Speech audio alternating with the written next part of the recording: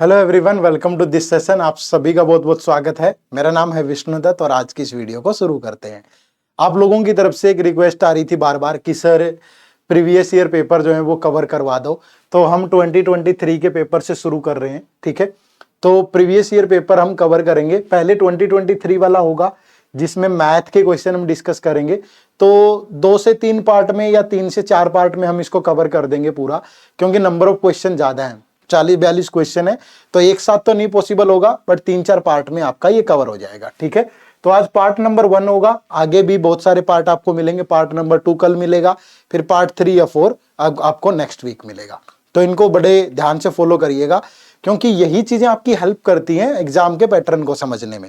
और साथ के साथ सोल्यूशन तो आपको बहुत जगह मिल जाएगा। ठीक है, या ये वो मैं कोई किसी चीज की को मतलब उस तरीके से मैं बात नहीं कर रहा हूं, ये मैं कभी करता भी नहीं हूं, आप सारे समझते हैं इस चीज को। मैं नॉर्मली बता रहा हूं कि जैसा हमारा पढ़ाने का तरीका है कंसेप्चुअली उन सब चीजों के, तो यहाँ पे जो सोल्यूशन है उसी तरीके से आपको मिलेंगे। तो वो चीज भी आपको उस तरीके से आपकी हेल्प करेगी कि कैसे आप इस एग्जाम को बेहतर तरीके से प्रिपेयर कर सकते हैं। ठीक है, तो छोटे छोटे पार्ट में डिस्कस करेंगे, एकदम तो बहुत भारी भी हो जाता है। ठीक है, चलो शुरू करते हैं। तो सबसे पहले अगर आपने जर्नी अभी शुरू की है तो ये गाइड बुक आपकी बहुत हेल्प करेगी। इस गाइड बुक में आपको हर इंफॉर्मेशन मिलती है सीसेट से रिलेटेड, क्या आपके एग्जाम का पैटर्न है, क्या सिलेबस है, मैथ के इंपॉर्टेंट टॉपिक कौन से हैं, रीजनिंग में कौन से हैं, इंग्लिश में कौन से हैं, क्या स्ट्रेटेजी फॉलो करनी चाहिए, सब कुछ है इस गाइड बुक में और एब्सोल्युटली फ्री है। इसी वीडियो के डिस्क्रिप्शन में जाके इसे डाउनलोड कर लो, बेहतरीन मौका है अपनी जर्नी को शुरू करने का। ठीक है, चलो शुरू करते हैं। तो 1 बाय 1 सारे क्वेश्चन ही डिस्कस करेंगे, पर पहले क्वेश्चन से स्टार्ट कर रहा हूं। यूपीएससी से 2023 का पेपर। What is the sum of all digits which appear in all the integers from 10 to 100।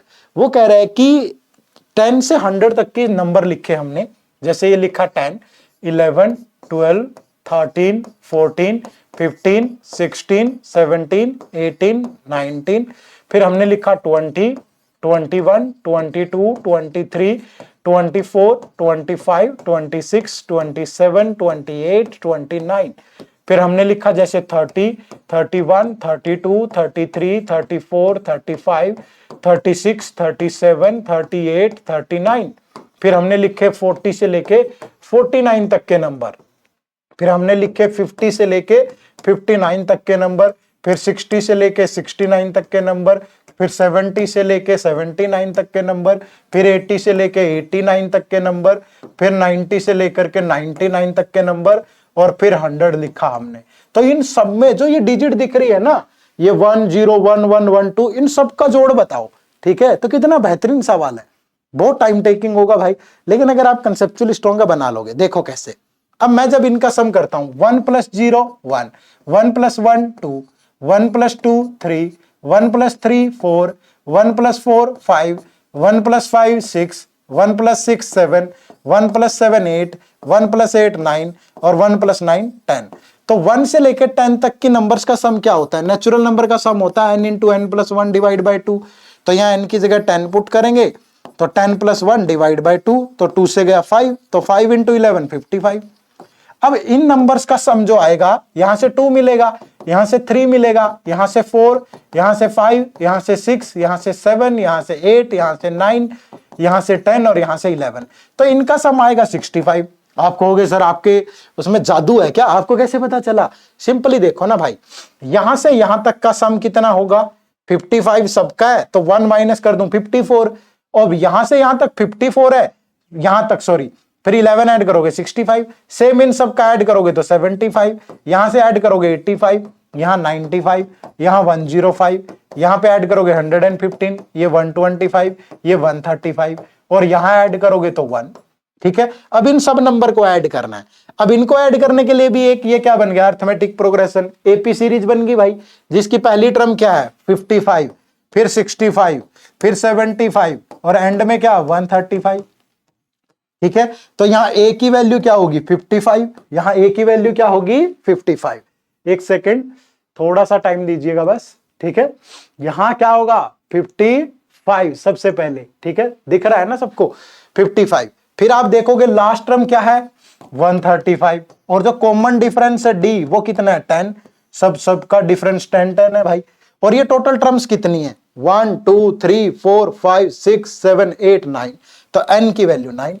तो अर्थमेटिक सीरीज में जो सम होता है, सम निकालने का फॉर्मूला होता है सम is n/2 into a plus l।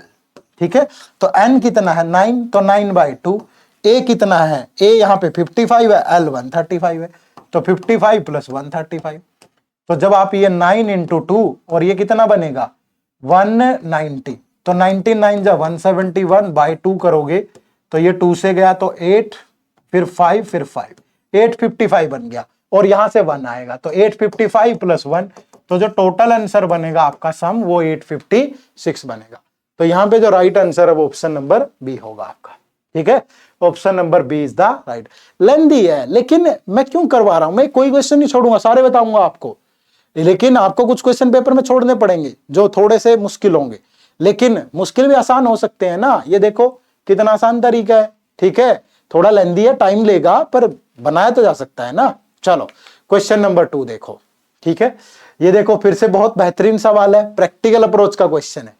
A B and C D are 2 digit number. A B और सी डी दो 2 डिजिट नंबर है, ये ए बी है, ये सी डी है। ठीक है, multiplying A B with C D result in a 3 digit number D F. अगर इन दोनों की मल्टीप्लाई कर दो तो यहां पे आता है डी ई एफ। ठीक है, adding D E F two another 3 digit number. अगर डी ई एफ को किस में ऐड कर दो, जी एच आई में, तो यहां से आपको मिलता है 975। ठीक है, अब वो कह रहा है कि further A B C D E F G H I are distinct digit. Distinct का मतलब है अलग अलग, ये ए है, ये बी है, C D E F G H आई।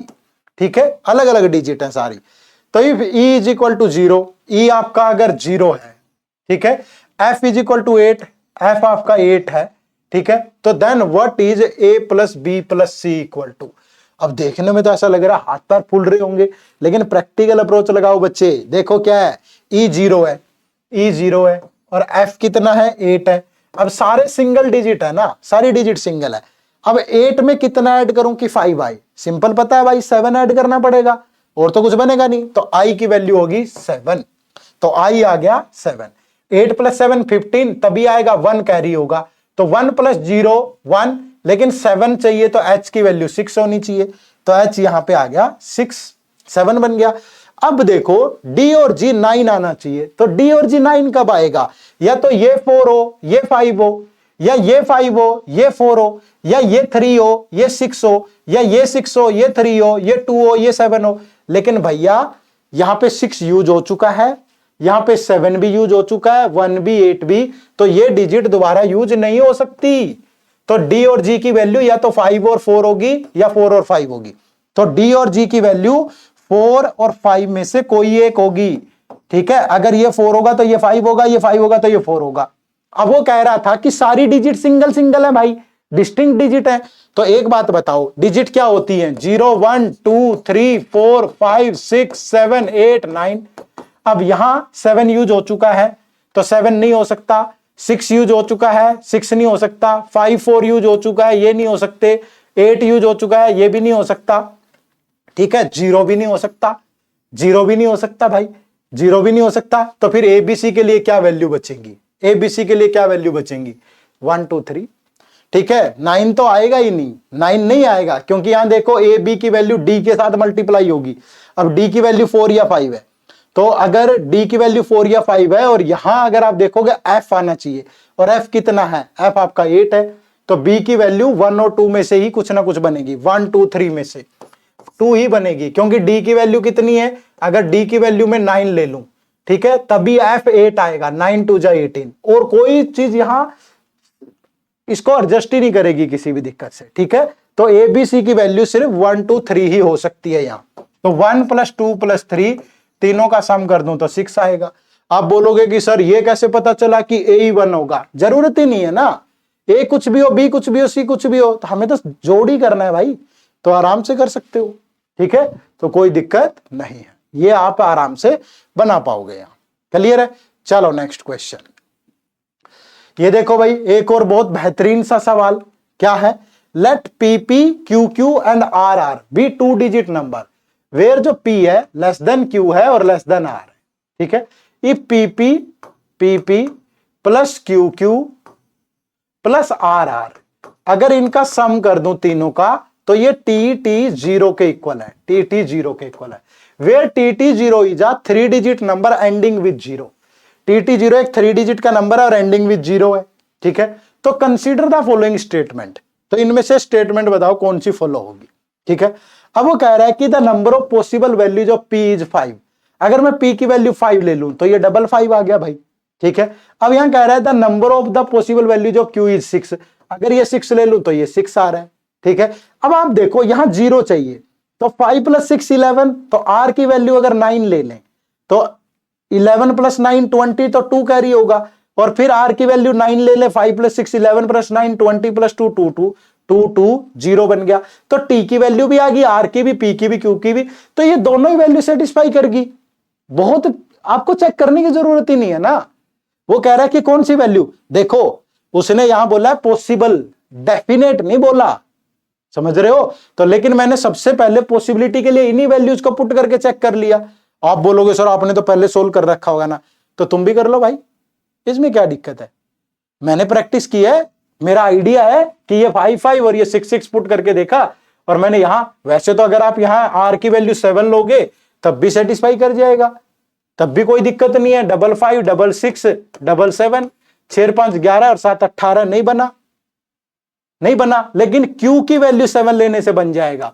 अगर ये 5 5 है, अगर ये 7 7 है, और R की वैल्यू अगर मैं 8 लूं तो ये शायद 5 7 12 प्लस 8 22 और 22, तब भी बन जाएगा। अगर मैं P की वैल्यू 5 लूं, Q की वैल्यू 7 लूं और R की वैल्यू 8 लूं, और इस कंडीशन को भी सेटिस्फाई कर रहा है। लेकिन इससे मुझे क्या बेनिफिट होगा, मुझे तो कोई बेनिफिट नहीं हुआ ना Q की वैल्यू 7 पुट करने से। मैं तो जो गिवन है वही चेक करके देखूंगा ना पहले। तो मैंने जैसे चेक किया सेटिस्फाई कर गया, तो दोनों ही वैल्यू पॉसिबल है, तो मैंने आंसर लगा दिया बोथ, ठीक है। तो जो गिवन है ना ऑलरेडी पहले वो चेक करो, पॉसिबिलिटीज पे बाद में जाना, ठीक है। चलो नेक्स्ट क्वेश्चन देखो। नेक्स्ट ये भी आपका एक कंसेप्चुअल क्वेश्चन है। Each digit of A 9 digit number is 1। हर एक digit 1 2 3 4 5 6 7 8 9, it is multiplied by itself. तो ये मल्टीप्लाई हुआ 1 2 3 4 5 6 7 8 9। तो what is the sum of the digit of the resulting number. तो यहां से जो रिजल्टिंग नंबर आएगा उसकी डिजिट्स का सम बताना है। देखो ये रूल याद रखो, अगर मैं 1 की 1 से मल्टीप्लाई करूं ना 1 आता है, 1 की 1 से करूं तो 2 1 आ रहा है ना, 1 2 1 आएगा। 1 की 1 से करूं तो 1 2 3 2 1 ये आएगा। अगर 4 1 की 4 1 से करूंगा ना तो ये आएगा 1 2 3 4 3 2 1। यानी जितने 1 है उस तक की काउंटिंग लिख लो और फिर उसको उल्टे ऑर्डर में लिख दो। तो सेम यहां पे देखो 1 2 3 4 5 6 7 8 9, फिर उल्टे ऑर्डर में 8 7 6 5 4 3 2 1 आ गया आंसर। बस इनकी अब इनका सम करोगे यहां से यहां तक तो ये बनेगा 3 6 10 15 21 28 36, और इनका भी 36 बनेगा, और बीच में 9 है तो 36 प्लस 36 72 प्लस 9 81, ये रहा 81। Option number C is the right answer. तो हो गया सोल्व, तो उसमें भी कोई दिक्कत नहीं है। क्लियर है सबको। चलो नेक्स्ट देखो, ये भी आपका, ये सारे क्वेश्चन तो यूपीएससी सीसेट 23 के, ये बताने की तो जरूरत नहीं है, और पेपर डाउनलोड करके चेक कर लो यार, इतना तो भरोसा आपको वैसे भी होगा मुझ पे। If P, Q, R and S are distinct single digit positive number, then what is the greatest value of P plus Q? अब देखो भैया उसने पूछा है कि P plus Q into R plus S, इनकी ग्रेटेस्ट वैल्यू बताओ। तो अगर ग्रेटेस्ट वैल्यू लेनी है तो ये तो सिंगल डिजिट पॉजिटिव नंबर है, तो ग्रेटेस्ट डिजिट ही लूंगा ना मैं। तो ग्रेटेस्ट डिजिट ये होती है 9876, ठीक है। तो इनमें से इसकी वैल्यू क्या होगी। तो भैया ऐसे सवालों में क्या करोगे, सबसे पहले एक पोजीशन को फिक्स कर लो कि मैंने मान लिया कि P की वैल्यू 9 ही है, तो Q की वैल्यू क्या हो सकती है 8, तो बाकी दोनों नंबर यहां आएंगे 7 और 6। अगर मैं मान के चलूं P की वैल्यू 9 है तो Q की वैल्यू 7 भी हो सकती है, तो यहां क्या आएगा फिर 8 और 6। फिर यह भी तो हो सकता है कि Q की वैल्यू 6 हो, तो यहां क्या आएगा फिर 8 और 7। यही 3 केस बनेंगे बस, और तो कोई बनेगा ही नहीं। तो अब देखो 9 प्लस 8 17, 6 प्लस 7 13, तो मल्टीप्लाई करोगे तो 2 2 1। यहां से 9 + 7 16, 8 + 6 14, तो 14 × 6 84, 22 224। यहां से देखोगे 9 + 6 15, 8 + 7 15, तो 15 × 15 225।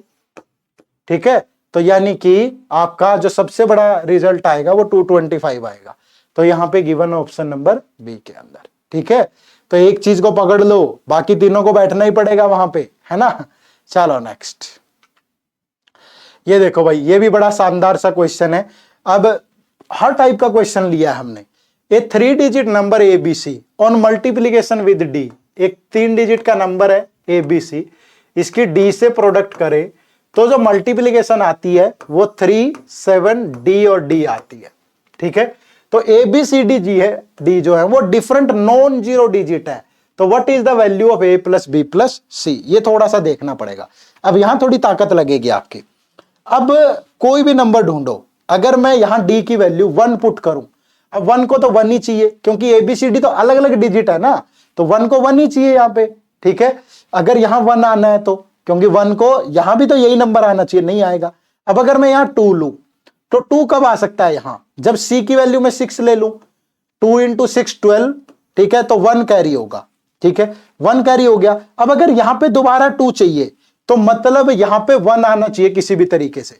तो अगर मैं b की वैल्यू 5 ले लूं, 2 5 जा 10, और ये 1 कैरी हुआ था 11। ठीक है, लेकिन यहां तो आया नहीं। ठीक है, तो किसी भी कीमत पे 1 कम आना चाहिए, यानी d की वैल्यू 2 से 1 कम, 1 कम, और 2 की टेबल में 1 आता ही नहीं एंड में कहीं भी, तो 2 भी पॉसिबल नहीं है, तो 1 भी पॉसिबल नहीं है। फिर आप 3 लोगे d की वैल्यू तो तब भी ये सेटिस्फाई नहीं करेगा, क्योंकि 3 की टेबल में दोबारा 3 आता ही नहीं है। आता है 3 6 9 12 15 18 21 24 27, कहीं आता ही नहीं है 3 की टेबल में दोबारा 3, तो 3 भी पॉसिबल नहीं है। तो फिर मैंने डी की वैल्यू ली 4, 4 की टेबल में आता है 4 दोबारा कभी, 4 8 12 16 20 24 आता है। तो अगर ये 4 है तो सी की वैल्यू 6 होगी, तो 4 6 जा कितना हो गया 24, तो यहां 4 आ गया भाई। तो फिर कितना कैरी होगा 2। तो अब देखो, अब यहां क्या वैल्यू लू, दोबारा 2 आए। अगर मैं बी की वैल्यू सपोज 5 ले लूं, 4 × 5 20 + 2 22, लेकिन नहीं आया भाई, 4 आना चाहिए ना, तो 5 से नहीं आएगा। फिर क्या वैल्यू पुट करें, देखो 2 है ना, तो लास्ट में 0 आए, क्योंकि 2 आए लास्ट में, 2 आ जाए तो फिर 4 बन जाएगा।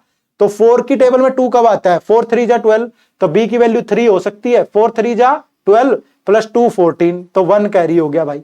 तो फिर 4 यहां 37 है, 37 - 1 36, तो 36 4 की टेबल में कब आता है, जब 4 9 जा 36 हो। तो यानी कि ये वैल्यू बन गई भाई, यानी ए की वैल्यू आ गई 9, बी की वैल्यू आ गई 3, सी की वैल्यू आ गई 6 और डी की वैल्यू आ गई 4। तो हमें एबीसी का सम बताना है, 9 + 3 12 + 6 18, तो 18 इज द राइट आंसर। तो ऑप्शन नंबर ए आपके सवाल का बिल्कुल सही जवाब। ये क्वेश्चन टाइम टेकिंग है, ये परीक्षा के पहले घंटे में अटेम्प्ट मत करना कभी। इस तरीके के जो वैल्यू पुट वाले क्वेश्चन होते हैं इनको लास्ट के 1 घंटे में करो, शुरू के 1 घंटे में मत करो। शुरू के 1 घंटे में इजी टॉपिक ढूंढो भाई। मैंने बहुत सारी स्ट्रेटेजी वीडियो डाली है, पेपर अटेम्प्ट कैसे करना है ये वो देख लिया, अगर उनको हेल्प मिलेगी बहुत सारी। ठीक है, चलो नेक्स्ट देखो, what is the sum of all 4 digit number, 4 digit के नंबर है, ठीक है, less than 2000 formed by the digit 1 2 3 and 4 where none of the digit is repeated. कि सम क्या होगा उनका, कि 4 डिजिट का नंबर बनाना है भाई, 2000 से छोटा। तो 4 डिजिट के नंबर 1000 से शुरू होते हैं और 2000 से छोटे चाहिए, तो यानी कि वो नंबर इन्हीं के बीच में लाई करेंगे। बोलो हाँ कि ना। अगर इनके बीच में लाई करेंगे और 4 ही डिजिट आप यूज कर सकते हो, 1 2 3 4, तो 1 2 3 4, तो ये डिजिट तो 1 ही होगी भाई, क्योंकि 1000 से 1999 के बीच में बनाने हैं। और मैंने कहा था ऐसे सवालों का बहुत शानदार इलाज दे रहा हूं। ये डिजिट तो फिक्स है, यहां एक फिक्स कर लो कि ये तो फिक्स हो चुकी है, इनमें से कोई भी एक यहां फिक्स कर लो। मान लीजिए यहाँ 2 होगा तो यहां या तो 3 होगा या 4, और अगर यहां 3 होगा तो ये हो सकता है यहां 4 हो यहां 3, तो 2 1। तो अब दूसरी पॉसिबिलिटी, यहां 3 भी तो हो सकता है, तो यहां 2 होगा यहां 4, या यहां 4 होगा यहां 2, तो यहां 3 हो गया। अब यहां 4 भी तो हो सकता है, तो यहां 2 होगा यहां 3, या यहां 3 यहां 2, तो ये 4 और ये 1। अब सबका सम कर दो तो 7998 बनेंगे, जो कि गिवन है ऑप्शन नंबर ए के अंदर। तो यही नंबर बनेंगे और कोई नंबर बनेगा ही नहीं। यानी कि एक पोजीशन तो ऑलरेडी फिक्स्ड है, एक हमने पकड़ ली, तो फिर 2 ही चॉइस बच गई। तो 2 चॉइस यहां फिल करते जाओ, यहां 3 है, यहां 4 है, यहां 4, यहां 3, यहां 2 है, 4, यहां 4, यहां 2, यहां 2, 3, खत्म। पकड़ना पड़ेगा, ठीक है। ऐसे आइडिया नहीं आएगा, कहीं ये सोच रहे हो। बहुत शानदार कंटेंट, अच्छे लेवल पे देखो, कितना मजा आ रहा होगा पढ़ते हुए, ठीक है। चलो नेक्स्ट देखो, ऐसा नहीं है पेपर में आसान सवाल नहीं थे, आसान भी है। ये देखो बिल्कुल, choose the group which is different from the other. अब वो ग्रुप बताओ जो दूसरों से डिफरेंट है। यहां पे ये ग्रुप सबसे डिफरेंट है। क्यों डिफरेंट है? क्योंकि यहां एक्सेप्ट 91 इन सारे ग्रुप्स में वैल्यू प्राइम नंबर है, लेकिन ये 91 प्राइम नहीं है। आप कहोगे प्राइम क्या होते हैं? प्राइम वो होते हैं जो या तो 1 से डिवाइड हो या इटसेल्फ खुद से, जैसे 2, 3, 5, 7, 11, 13, 17, ये सारे प्राइम नंबर है। आप यहां देखोगे, अब 17, 37, ये अब कैसे चेक होगा कि ये नंबर प्राइम है कि नहीं? जैसे आपको चेक करना है 37 प्राइम है कि नहीं। 37 के आसपास परफेक्ट स्क्वायर क्या होता है? 36। 36 किसका स्क्वायर होता है? 6 का। तो 6 तक नंबर ले लो 1 को छोड़ के, 2, 3, 4, 5, 6। अगर इनमें से किसी भी नंबर से 37 डिवाइड हो गया तो वो प्राइम नंबर नहीं होगा, अन्यथा ये प्राइम होगा। 37 क्या 2 से डिवाइड होता? नहीं होता। 3 से नहीं होता, 4 से, 5 से, किसी से भी नहीं होता। तो दैट मीन्स ये प्राइम है। तो ऐसे प्राइम नंबर चेक करते हैं। लेकिन 91 जो है ये 7 से भी डिवाइड होता है और 13 से भी, इसलिए ये प्राइम नहीं है, ठीक है भाई। और बाकी सारे प्राइम थे। तो ऐसे करके आपको इसे सोल्व करना है। क्लियर है जी?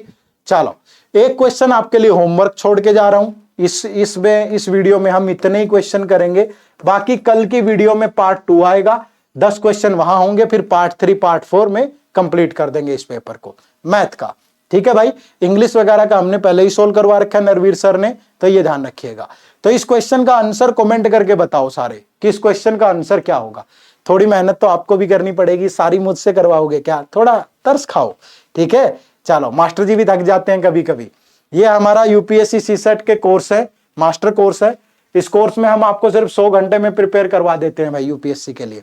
कंसेप्ट क्लासेज मिलेंगी बिल्कुल 0 से यूपीएससी का लेवल। टेस्ट सीरीज में हर टाइप के क्वेश्चन होंगे, topic wise, sectional, full length. Weekly live doubt session होते हैं और लाइव रिवीजन क्लासेज भी होती हैं। ये इस बैच की फैकल्टी है। डेमो अवेलेबल है, वेबसाइट पे जाओ www.edutap.co.in, वहां सेगमेंट में यूपीएससी सीसेट एग्जाम खोलना, डेमो लेक्चर भी मिलेंगे, कोर्सेज भी मिलेंगे, और इन कोर्सेज का लिंक इसी वीडियो के डिस्क्रिप्शन में भी है, जा करके जरूर ज्वाइन करिएगा, ठीक है। तो फिर अगर आपको अच्छी लगी ये वीडियो, एक्सप्लेनेशन अच्छी लगी, मजा आया, एक कमेंट जरूर करो फिर, ठीक है। फिर उसके बाद फिर अगले पार्ट में सारी चीजें कवर करेंगे। तो एक कमेंट करके जरूर बताना लेक्चर कैसा लगा। उम्मीद करूंगा आपकी जर्नी, आपकी प्रिपरेशन बहुत स्मूथ और अच्छी चल रही होगी। कोई दिक्कत आए तो कोई बात नहीं, कुछ समय की बात होती है, धैर्य बांध लो। नकारात्मक ऊर्जा ज्यादा दिन तक हावी नहीं रहती अगर आप सच्चे मन से मेहनत करते हैं। बहुत बार ऐसा होता है कि परिणाम उतना खास नहीं मिलता, हम एफर्ट कर रहे होते हैं, परिणाम नहीं मिल रहा, लेकिन अपने आप को हमेशा ये मोटिवेट करते रहिए कह के कि मैं तो गलत नहीं कर रहा ना, मैं तो मेहनत कर रहा हूं ना। अगर आप मेहनत कर रहे हैं तो फिर बुरा समय थोड़े टाइम का है, छंट जाएगा, किसी दिन वो मेहनत रंग लाएगी। देर है अंधेर नहीं है अगर आप दिल से मेहनत करते हो। इन सब आशाओं और जितनी भी दुआएं हैं उनके साथ आपका ये आज का सेशन खत्म करते हैं। अगली मुलाकात अगली वीडियो में। आप सबका बहुत बहुत शुक्रिया, थैंक यू वेरी मच। जय हिंद, जय भारत।